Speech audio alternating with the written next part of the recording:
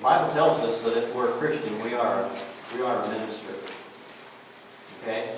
I don't know if you know it or not, but I'm not the only minister here at Goshen Christian Church. And when I retire, you're still going to be here as ministers of Goshen Christian Church. Your name may not be on the sign out front, it may not be on the stationery, but you're still ministers.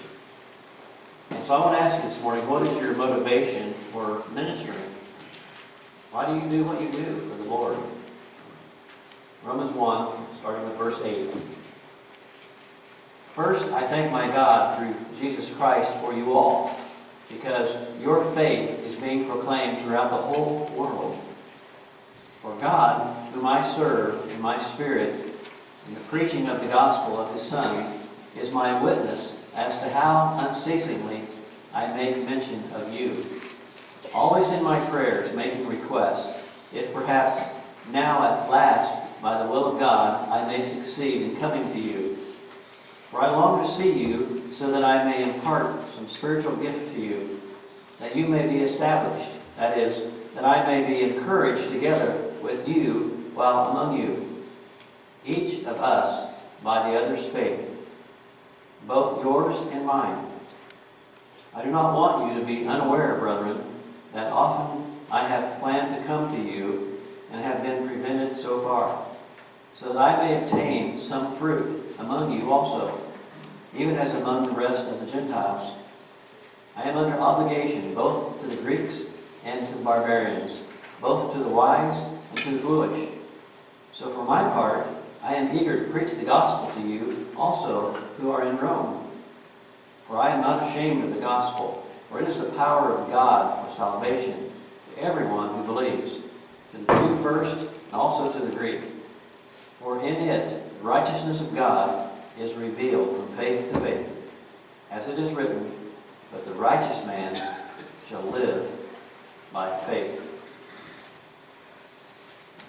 Paul wrote the book of Romans to clarify what it meant to be justified before God and to live by faith. In fact, verses 16 and 17, the last two verses that we read here, I believe are the key theme verses for the whole book of Romans. So let me ask you this. Why do you serve in ministry here in Goshen Christian Church? Why are you a servant? Now, if you're a Christian, you really should be serving in some way the Lord and His church. Why did Paul serve God? He couldn't do anything else. You know, I became a preacher because I couldn't do anything else. God was telling me this is what I needed to do. I didn't know why He was telling me that. I didn't think He was right in telling me that, because I didn't have the talents and the abilities to do that. But yet, I felt the call of God, and so I had to do what He said to do. And if you're a Christian, you ought to have that same call. Maybe not to preach, stand up in front of people and preach to them, but you ought to have that call to tell the gospel story to them, to minister to them, preach to them in some way.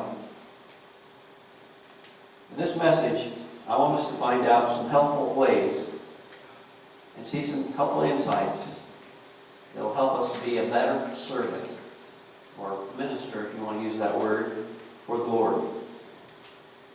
If we go back to the first few verses of the chapter, Paul calls himself a bond servant. He was set apart, verse 1 says, to share the gospel of God. We all have that responsibility to share the gospel of God. A bondservant is one who is bound or belongs to another to perform service or duty for them. So you see, when you gave your life to Christ, you became a Christian, that's exactly what you became, a bondservant. Someone who is supposed to be giving your help to the Master.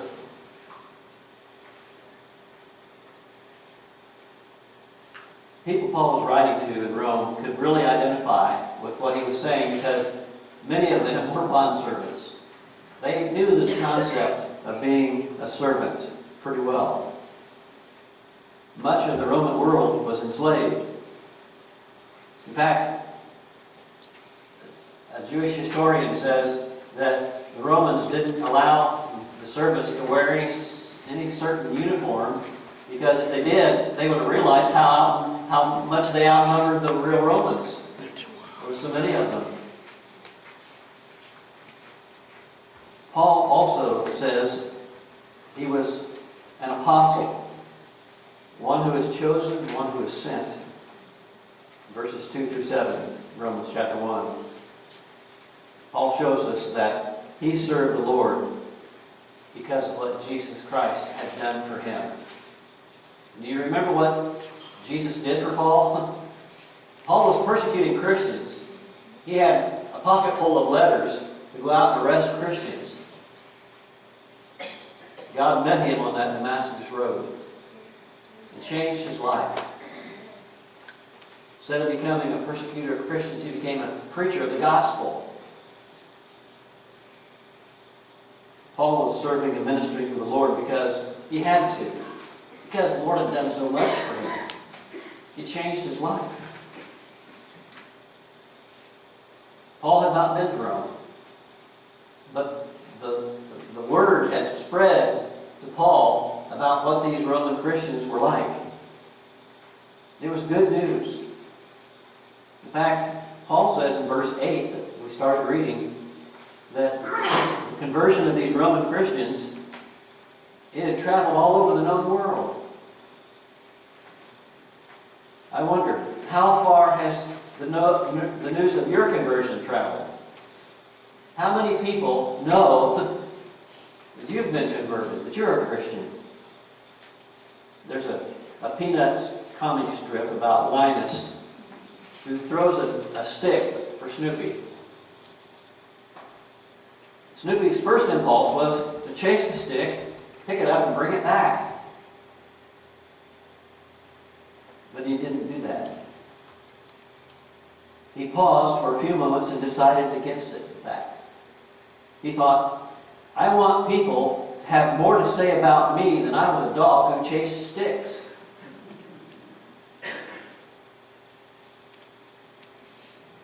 You see, when I am convinced of the power of the gospel message, I can't keep it to myself. We have to share it.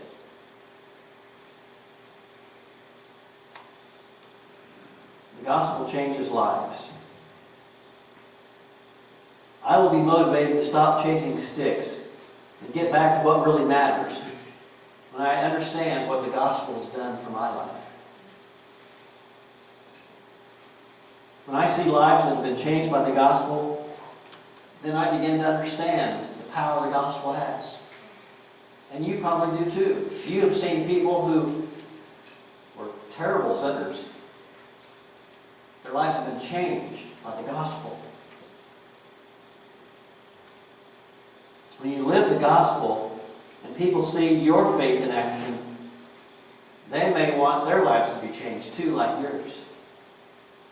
And that's where we find our difficulty. Because people aren't seeing in our lives a change. They aren't seeing that we are different than the world. And until we clean up our act, people aren't going to want to clean up their act. Paul says in verses 9 and 10 that he remembered these Christians in prayer because their lives have been changed. Goshen Christian Church is all about changing lives, aren't we? People should hear about and see that our lives have been changed. That what we do here makes a difference. And when they do, they will be open to the gospel message that we have to tell them.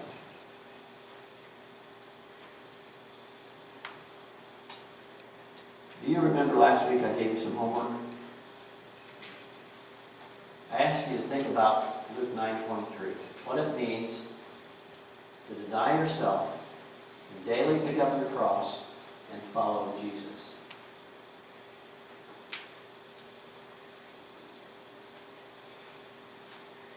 I think I know what that means. Because I know what a cross is all about. A cross is not a piece of jewelry. A cross is like an electric chair. A cross is for dying on. When it says, if you want to follow Jesus, you've got to deny yourself, take up your cross daily, and follow me. I think it means every day we got to die. Every day we got to put ourselves to death so we can live for God. I think that's what it means. Every day we have to take up that cross. We have to decide we're going to die today to self. It's not about me. It's about Him. Until we decide we're going to die and take up that cross for Him, it's going to be about self. Our motivation for ministry comes, I think, from mutual encouragement. Verses 11 and 12.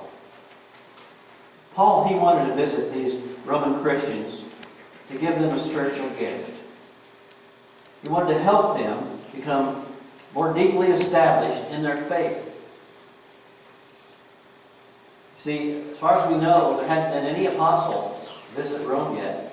These Christians were kind of on their own. So he wanted to deepen their faith and give them some gifts that they could use to spread the gospel with. Rome was a very important city, and it needed to have a very strong church there. Paul's faith was mature. While the people he was writing to, even though they were very enthusiastic and on fire for God, their faith was pretty shallow. And so they were vulnerable. He wanted to deepen their faith. Paul knew that if he could go to Rome, then they could strengthen one another. He could help them, and they could help him. That's mutually encouraging one another. That's why we gather together on Sunday mornings and on Sunday nights, so that we can mutually encourage each other to go out and share the gospel. When Christians get together, when Christians work together, a lot can get done for God. I think I've used this illustration, but it's such a good one, I want to use it again. Several years ago in Canada, there was a horse pulling contest. The winning horse pulled 9,000 pounds. The second place horse pulled 8,500 pounds. The two horses were hitched together, and everybody expected that they would be able to pull 17,500 pounds. But you know what happened? When those two horses worked together, they were able to pull 30,000 pounds. Do you know what happens when you and me work together? When we all work together? We can accomplish so much more. That story comes from my home church newsletter, actually, Baptist Creek Church Christ, down by Wabash. So we need to have a sense of ministry and mutually encourage one another, because we can do more together. One string can be broken pretty easily, but three bound together are a lot harder to break. Let's work together. That should be our motivation for us to minister. There's another one, though. Mutual encouragement comes when we have a sense of obligation. Verses 13, 14, and 15. Paul says he felt a sense of obligation to go to Rome, to preach and teach the gospel to these people, encourage them in their faith. Verse 15 says he was eager to preach, so the church would have a solid and firm foundation on which to go out into the community and serve, worship, and ministry. You see, the church should not be built upon the personality of the preacher, but upon the Word of God. Paul had planned to go to Rome many times. Verse 13 says he'd been prevented from going there. We aren't really told why, but I'm sure God had a good reason. Paul's sense of obligation came because of everything Jesus had done for him, verse 14 says. Paul was the chosen vessel to go to the Gentiles. We know that from Acts 9. He was willing and ready to preach the gospel to anyone who he could. Anybody who would listen to him.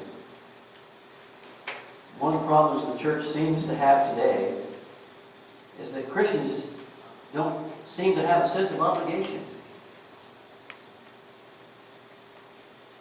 They don't seem to care that there are lost people going to hell. They don't seem to have an obligation to tell them there is an opportunity to not go to hell, to go to heaven instead. The success of the church will always be in direct proportion to the sense of the obligation that the members of that church have. You know, it's kind of bothered me a little bit that we haven't used that baptistry for quite some time.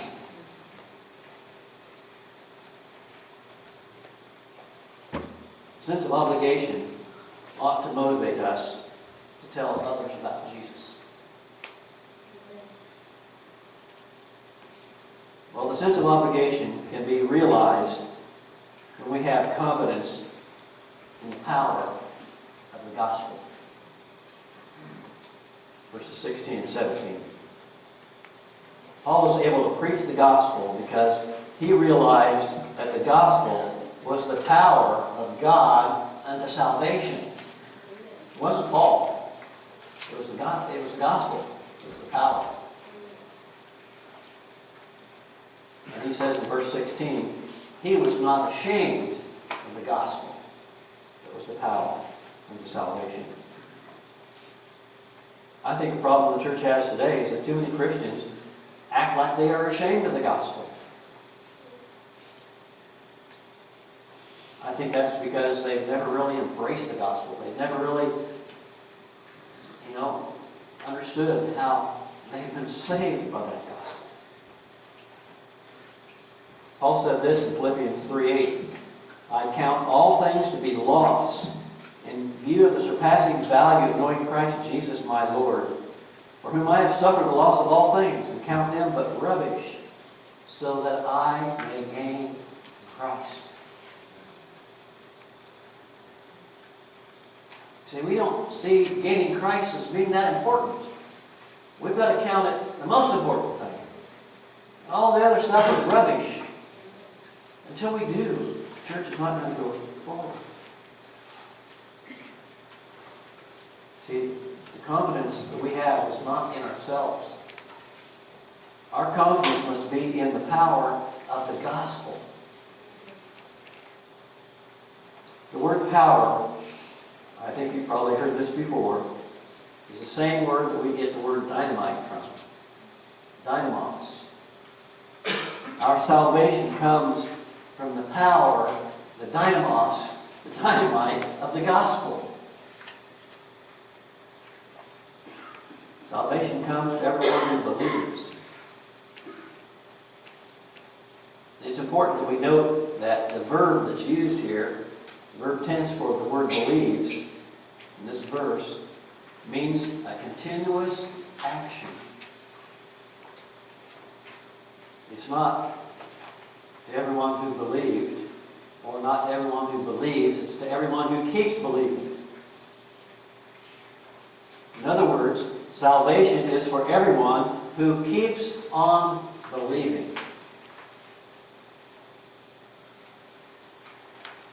That's why we must keep on believing even unto death. To get that crown of righteousness. Revelation 2:10. It's the gospel that reveals to us God's righteousness. And when we believe, faith begins to grow. It starts out small, but it grows and grows. Jesus used the illustration of the mustard seed. our faith can grow to be big enough, like a mustard seed, to become a nest for birds. Our faith can become big enough. We want to share it with other people. See, the person who has realized that the power is in the gospel, that's the power of God, begins to live by faith, and they become righteous, like God is. And their character becomes like God's character. Every Christian should be motivated by the gospel like Paul was. He had to preach it. He had to go to people who were lost and tell them of the gospel. As we mutually encourage one another, and understand the obligation that we have as Christians, we have to share the gospel. Our confidence in the gospel will grow, and we can't help but want to share it with other people. Because we know that's the power that can change lives.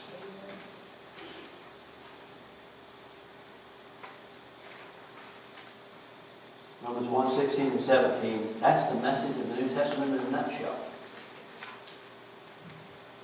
In those two verses, you find the word gospel, you find the word power, you find the word salvation, you find the word faith, you find the word righteousness. That's pretty much the gospel message right there. That's the book of Romans. Paul wanted to go to Rome. He wanted to preach the gospel because he knew that the Christians there and he himself would both benefit from it. They would mutually encourage each other. And the power of the gospel would be able to go out because of their mutual encouragement. Because of God's love and mercy for Paul there on that Damascus road. Paul had a sense of obligation to preach and share what Jesus had done for him. And Paul told that story. We have it recorded in the book of Acts 3 times. And I'll just bet you that Paul told that story more than 3 times. I'll bet he told everybody he could how God changed his life. How many times have you told your story to someone about what Jesus did for you?